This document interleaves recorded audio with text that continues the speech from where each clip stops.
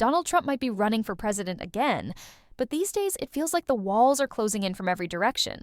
He's losing in courtrooms, losing control of his base, and now he's even losing his closest allies in the U.S. Senate. One of the biggest shocks came just days ago when Senator Lindsey Graham, yes, the same Lindsey Graham who spent years defending Trump like a loyal lapdog, finally flipped on him. And not just over some minor issue. Graham is now stabbing Trump in the back on one of the biggest foreign policy disasters of Trump's presidency, his utter failure to stand up to Vladimir Putin. Trump promised to end the war in Ukraine. Instead, he's protecting Putin, folding it like a cheap suit, and making excuses for one of the most dangerous autocrats in the world. And Lindsey Graham? He's had enough. The GOP civil war just opened a new front, and it's getting ugly. But before we give Graham too much credit, let's hear from someone who's actually fighting for real change. Dr. Annie Andrews, a pediatrician and mother, is running against Graham for his Senate seat. Her motivation is crystal clear. Kids are suffering under policies crafted by corrupt, career politicians like Lindsey Graham. She's seen it firsthand. Kids in hospitals with no access to mental health care, families unable to afford medication, children shot and bleeding because nothing gets done in D.C. Meanwhile, Graham's flipping positions, gutting Medicaid, and delivering tax cuts to billionaires. She's had enough, and she's running to send Graham packing after 22 years in the Senate. Still, even a broken clock is right twice a day. And right now, even Lindsey Graham can see how dangerous Donald Trump's cowardice is. Trump has failed to act against Putin. In fact, he's enabling him. Let's be clear, Trump isn't doing not enough to stop Putin.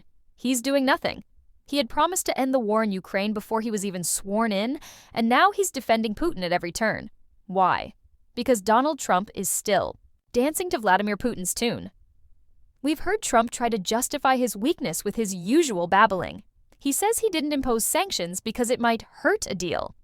But the only deal on the table is Putin's, and it involves staking a Russian flag in Crimea. That's not peace. It's surrender. Trump says it's not his war. He calls it Biden's war, Zelensky's war, Putin's war. Anything to avoid owning responsibility. But let's be real. Trump's just trying to protect his buddy Vlad. And now, even his old friend Lindsey Graham is saying it out loud.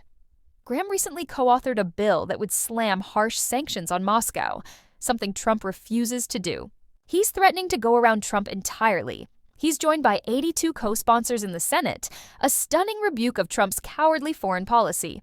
The bill would impose massive 500% tariffs on countries buying Russian oil. Graham even admitted, point blank, that Ukraine has shown more willingness to negotiate than Russia, and that the Senate will take matters into its own hands if Putin keeps stalling. Let that sink in.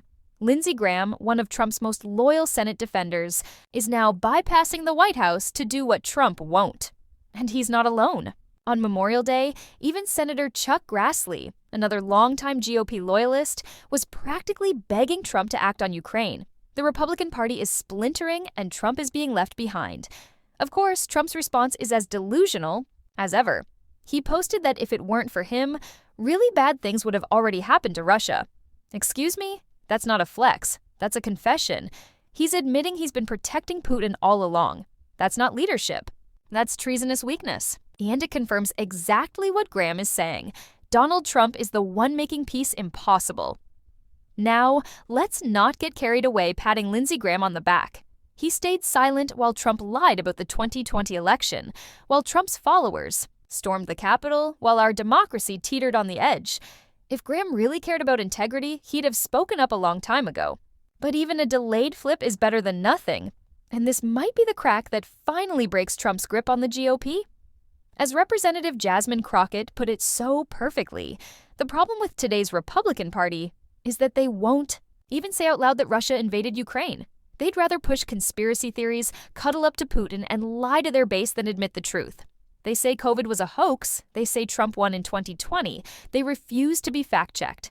They don't want the truth. They want power. And that cowardice, it's killing people. It's costing farmers their land. It's driving us closer to a global conflict. It's putting democracy on the chopping block while Trump plays dictator. Cosplay on Truth Social. So when Republicans lecture the left about patriotism, freedom, or toughness, we have to ask, where is that energy when Putin invades Ukraine?